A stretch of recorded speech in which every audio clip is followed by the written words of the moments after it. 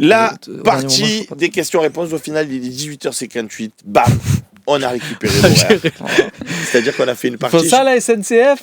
Je crois que c'est la partie de débriefing de match la plus rapide de l'histoire du Phocéen. Bon, on va jouer Saint-Etienne. Le coach chez nous, c'est la même équipe. Allez, on passe à la suite. Il y avait quand même des copains qui disaient qu'il fallait mettre Delange quand même dans les cages.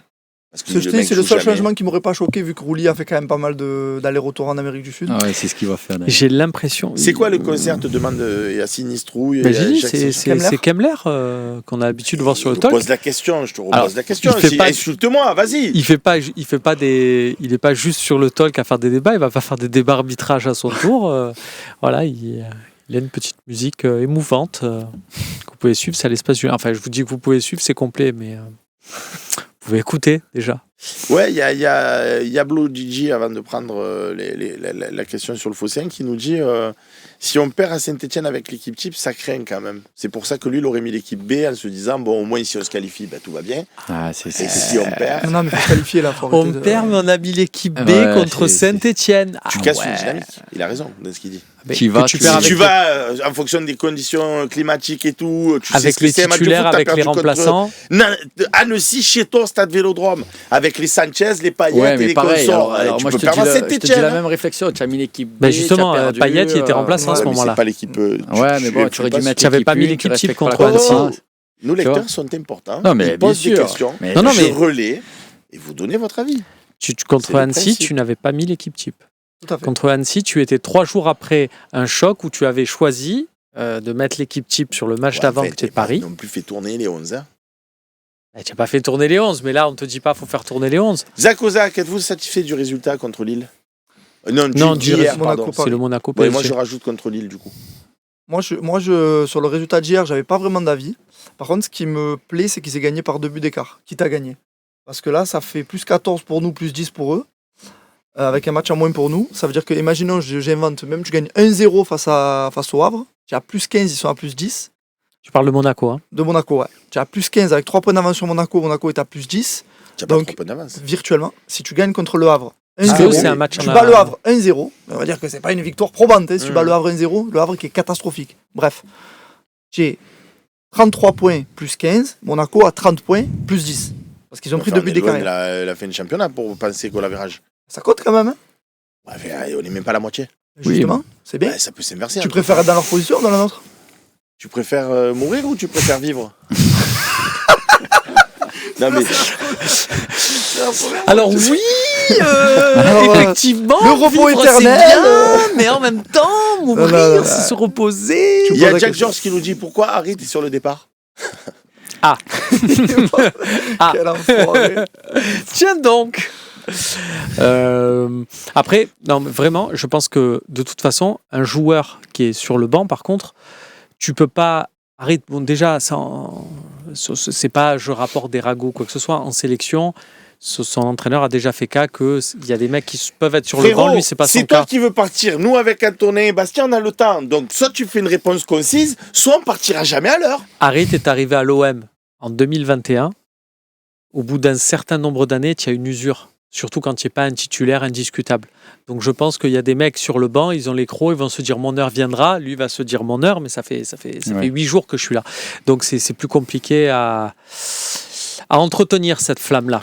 Est-ce que vous pouvez répondre de manière très concise, Bastien, à Colopus, pourquoi Paris-Monaco était avancé hier? Parce que le trophée des champions se déroulera le week-end de la prochaine journée de championnat, puisqu'il a été reporté cet été, et qu'ils se sont arrangés avec les amis qataris, et qu'ils ont proposé juste cette date, donc il n'y avait pas le choix. Non, c'est pas ça. Et comme la LFP est soumise au Qatar, ça on peut le dire. Mais non, mais ça n'a rien à voir. C'est que le vice-président, et ça a été négocié par le groupe, le cortège Ligue 1, qui est présidé par Nasser El Khelaifi, qui a été chargé de négocier ça avec le diffuseur beIN Sport, dont le président est Nasser El Khelaifi. Donc c'est la fameuse image des deux téléphones. Ils se sont réunis tous les deux dans la même pièce. Ouais, ils ont dit bon, ok.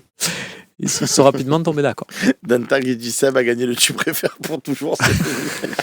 Là, celui-là, il était magique. Marco 1334 qui nous dit bonsoir le talk. On commence à voir plus la patte Roberto De Zerbi. Du coup, êtes-vous confiant pour la suite du championnat? Parce que lui, il avait DZB, c'est DBZ en fait. Il a C'est Dragon pour Ball Z. la balle Super Saiyan. Fusion.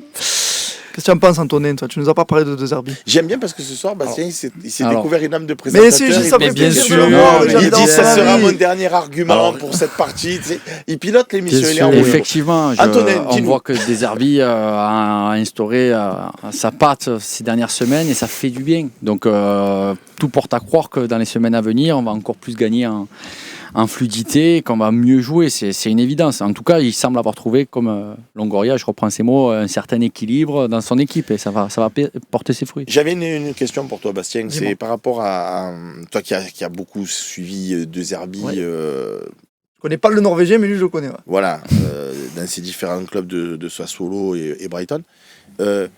Il y a des matchs où tu voyais où son équipe s'appressait, où c'est toujours ce principe de jeu, où ça passe derrière, t'attends. Parce que franchement, au stade Vélodrome, de temps en temps, je te dis la vérité, autant à l'extérieur, ça me dérange pas, parce que bon, je suis plus...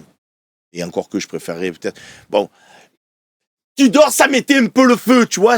Là, de temps en temps, tu dors. Est-ce que des fois, tu dors, Alors, c'est le cas de avec dire. ses équipes, vu qu'il était très souvent dans la posture de l'outsider, c'était souvent comme on voit actuellement. Et ça lui réussissait bien. Donc j'ai l'impression quand même qu'il est sur ses acquis. Peut-être que ça va changer. Je trouve quand même que la première mi-temps à Toulouse, la première mi-temps à Saint-Etienne, la première mi-temps à Nantes, on a vu une pression haute et que effectivement on voit moins au Vélodrome. Oui. Encore que face à Auxerre, on l'a fait, même si on l'a mal fait, mais on l'a fait. Mais pour te répondre clairement, non, peut-être au Shakhtar, mais c'est là où j'ai le moins suivi parce que la diffusion des matchs est un peu plus compliquée, même si j'arrivais à trouver. Mais Brighton et Sassuolo, c'était toujours le underdog, donc c'était toujours à lui de dire allez, montrez-moi ce que vous savez faire, moi j'ai bien préparé mon match et je vais vous faire un petit tour de passe-passe. Et c'est comme ça qu'il est allé gagner à Old Trafford, c'est comme ça qu'il est allé gagner dans certains stades. Je crois qu'il ne perd pas contre Newcastle 2 fois l'année où Newcastle termine sur le podium. Mais non, c'était pas du tout d'or. De toute façon, je vous l'avais dit au mois d'août, ça. Non, mais sans être du Tudor, on pourrait voir de temps en temps des phases de jeu. Après, tu as bien vu qu'il a évolué sur certains points. Oui, ça ça s'est joue, pas dit quoi. qu'il n'évoluera pas sur ce point. Parce que là, ce côté, j'aspire les équipes adverses en me faisant à toi, à moi, à toi, à moi. Alors, autant ça me régale, mais je vous dis la vérité, comme je le ressens, autant ça me régale quand tu mènes 1-0 contre Lille et que tu fais ton petit à toi, à moi, pour qu'ils viennent te Moi, des fois, je chercher me chie dessus. pour mieux les contrer. Ouais, mais ça me régale quand même. Tu vois, c'est à la limite, dans l'esprit du jeu, tu vois, tu fais sortir les autres pour les contrer, j'adore. Mais quand t'es 1-1 et que tu continues à avoir par à toi, rapport moi, à Lille, tu te dis, les 15 putain, premières minutes de la seconde période, je trouve qu'on est plus haut sur le terrain, on les embête. C'est là où on a 2-3 situations avec notamment Rabiot et Luis Enrique. Donc sur des bouts de match, c'est... Ouais, mais à Saint-Etienne, tu le disais tout à l'heure, j'ai vraiment vu du contre-pressing, j'ai vraiment vu des seconds ballons gagnés très haut. C'est que c'était Contre une consigne. Lille, Non, la trop consigne vu, n'était tu pas vois. d'aller chercher haut, certainement. Par contre, eux, c'était leur cas. Donc, moi, j'ai bien aimé suivre le match contre c'était un Saint-Etienne. beau match J'ai de bien Ligue 1. aimé suivre le match contre Lille aussi, en termes de spectacle et tout. Tu vois. Je me permets de répondre à Jacques Georges parce que je ne sais pas s'il pose la question à tout le monde, mais je la prends pour moi. Croyez-vous encore au titre de champion? Moi, depuis le début de l'année, je dis la même chose. Je dis cette année, je pense qu'avec ce groupe qui ne peut que, selon moi, se bonifier tout au long de l'année, en plus avec une petite correction ou pas au mercato d'hiver, je pense qu'on peut aller chercher Paris. Mais après, quand tu vois que Paris joue contre Lyon, on dit « Ah, il risque de perdre des points, il gagne. » Paris joue contre Monaco, « Ah, il risque de perdre des points, il gagne. » Ben, à un moment donné, même s'ils ont la Champions, que ça leur fera perdre encore des points, c'est difficile. Ils mettent 3 buts à Lille, 3 buts à peut-être Marseille, fait pour longtemps la Ligue des Champions. 3 buts à Lyon et 4 buts à Monaco. Tu penses? Voilà, donc Voilà, à un moment donné, leur poursuivant, voilà ce qu'ils leur ont mis. pour pouvoir être champion, il faut forcément que Paris soit dans une saison un peu en demi-teinte, si je puis dire. Et que là, Lyon surperforme. Lyon, ils ont massacré Monaco, ils nous ont massacré à nous, ils ont massacré Lille, ils ont massacré tout le monde. Donc à un moment donné, ça va être difficile d'aller chercher. Maintenant, est-ce que s'ils se font sortir, comme l'a rappelé Romain, de la Champions, et que du coup ça fait un petit séisme à l'intérieur du club, parce qu'ils ne sont pas encore sortis, et qu'au mercato, ils ne viennent pas 3 foudres de guerre, mais qui prennent personne, parce que s'ils prennent Salah, et il va savoir qui d'autre, après, à un moment donné, tu peux pas lutter. On a 2 points de moyenne. À une époque, quand le football était pas sur le pavillon d'un pays, Non, mais là, on avait un parcours de champion.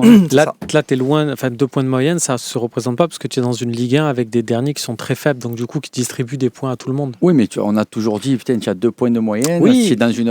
Parce qu'avant, c'était disputé. Exactement, plus à la lutte. C'est plus disputé, là, c'est pas le cas. Oseb Mouillotoi qui nous dit quel va être le programme du Fosséem pendant les fêtes, parce que j'ai peur d'être en manque. Ben, je te dis la vérité, les équipes toute l'année on bosse, y compris l'été parce qu'il y a le mercato estival. Donc là, les fêtes de fin d'année, c'est vraiment le moment où on peut relâcher un peu la pression.